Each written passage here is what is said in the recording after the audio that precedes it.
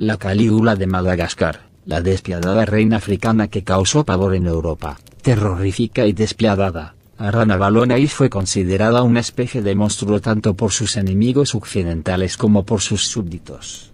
Sus brutales prácticas genocidas fueron condenadas incluso por su hijo, quien pidió ayuda a Napoleón y para que acabara con el reinado de su madre la Calígula de Madagascar, la despiadada reina africana que causó pavor en Europa. Un reinado de terror durante más de 3 décadas asoló la nación de la isla de Madagascar, entre 1828 y 1861. Ranavalonai de Merina fue la monarca más despiadada y controvertida de la historia africana. Su sangre fría para asesinar a todo aquel que veía como su enemigo no pasó desapercibida para otros gobernantes despóticos como Nerón o Atila, razón de más para que sus contemporáneos la bautizasen como la Calígula de Madagascar. Firme defensora de la independencia malgache frente a las ambiciones coloniales francesas y británicas, llevó a cabo una violenta política de persecución contra los cristianos y de represión hacia la cultura occidental. Sus experimentos macabros hicieron que se ganara la impopularidad entre los europeos. Antes de apoderarse del trono de la isla africana, esta mujer era conocida como Ramabo y no era más que una simple muchacha de origen plebeyo. Su destino cambió el día que su padre informó al rey de Madagascar de que se planeaba una conspiración para asesinarle. Este, agradecido por el acto de lealtad de su súbdito, le recompensó casando a su hija con el príncipe heredero, Radama. El matrimonio fue un infierno para aquella joven, quien tuvo que sufrir la brava actitud de su esposo, el monarca Radamanai. La primera medida de este fue eliminar sin contemplaciones a todos los aspirantes al trono, entre ellos los familiares de la propia Ramabo. La venganza de la también llamada Glodimeri de Madagascar solo era cuestión de tiempo. Al no tener descendencia, la reina fue excluida de la línea sucesoria por Radamanai, quien escogió a su sobrino como futuro rey.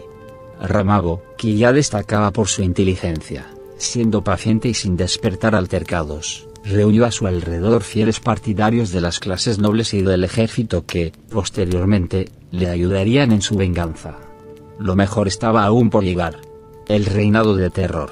En 1828, y en extrañas circunstancias, el rey murió. Una primera versión afirma que se quitó la vida durante un delirio provocado por la larga enfermedad que sufría. Sin embargo, la tesis más extendida era que su esposa Ramabo le había asesinado con veneno.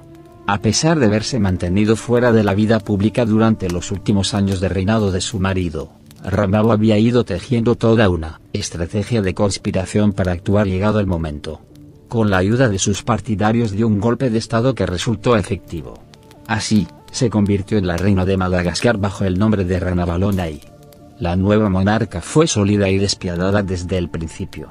Uno de sus primeros actos fue ordenar el asesinato de todo aquel que fuera una amenaza para su trono. La purga comenzó con la captura y la ejecución sin piedad de los miembros de la familia del difunto rey. Entre ellos se incluían su sobrino el heredero, su hermana y su cuñado. Como no quería derramar sangre real, los parientes regios fueron estrangulados o condenados a morir de hambre. Así se inició el reinado de terror. Cuando tomó posesión de su cargo, la reina comunicó a sus súbditos cómo iba a ser su gobierno: gobernaré para la buena fortuna de mi pueblo y la gloria de mi nombre. No adoraré a ningún dios más que a los de mis antepasados. El océano será el límite de mi reino y no cederé ni el grosor de un pelo de mi territorio. Odio hacia el europeo. El nuevo reinado de Ranavalonai trató de aferrarse a los valores culturales de Madagascar, adoptando una política aislacionista frente a Europa. Eliminó casi todas las medidas tomadas por su esposo y echó por tierra los acuerdos comerciales con Francia e Inglaterra. Radamanai había sido el primer gobernante de la isla en abrir las fronteras de su país a diplomáticos y misioneros europeos y a todas sus costumbres. El rey creía que se podría aprender mucho de la cultura occidental y permitió que los comerciantes accedieran a la región, ocasión que los británicos aprovecharon para ejercer una creciente influencia en el territorio. Este hecho generó un debate en una sociedad que se veía en peligro frente a la nueva religión oficial, la cristiana. La reina obligaba a sus víctimas a beber veneno y 3 pieles de pollo cruda. Si las vomitaban eran inocentes, pero si morían demostraban ser culpables. Su mujer era de la opinión contraria. No se fiaba de las verdaderas intenciones de los colonos y estaba convencida de que Francia y Reino Unido querían acabar con el reino de Marina. La nueva reina, viendo amenazada la creencia malgache ante la expansión de la fe cristiana, inició una especie de cruzada religiosa contra sus enemigos occidentales. Expulsó a los misioneros cristianos que había recibido Madagascar bajo el antiguo gobierno y prohibió la práctica del cristianismo dentro de su reino. En 1835 aseguró que cualquiera persona conversa o sospechosa de profesar la fe enemiga sería sometida a toda serie de torturas macabras.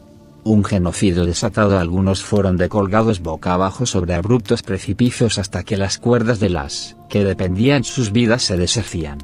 Otros fueron enterrados en profundos agujeros con agua hirviendo. Y si existía alguna duda sobre la condena del reo, solo había una forma de demostrar su inocencia: era obligado a tomar veneno y 3 pieles de pollo crudas. Si no los vomitaba significaba que quedaba libre, pero si moría demostraba que había sido culpable del delito. De esta manera, Ranavalona llevó a cabo un genocidio sistemático que, según los historiadores, llegó a las 150.000 víctimas, entre ellas también se encontraba la población malgache. No es de extrañar que la historia la recuerde como una tirana brutal. Los europeos se sentían insultados y amenazados y sus propios seguidores la acabaron temiendo. Su reino alcanzó unas cotas de brutalidad tales, que su propio hijo, su único heredero, nacido años más tarde, se opuso a las acciones de su madre y decidió actuar a sus espaldas. Envió una carta secreta al emperador francés Napoleón y para que acabara con el reinado de Ranavalona. Sin embargo, este no accedió a las peticiones del joven.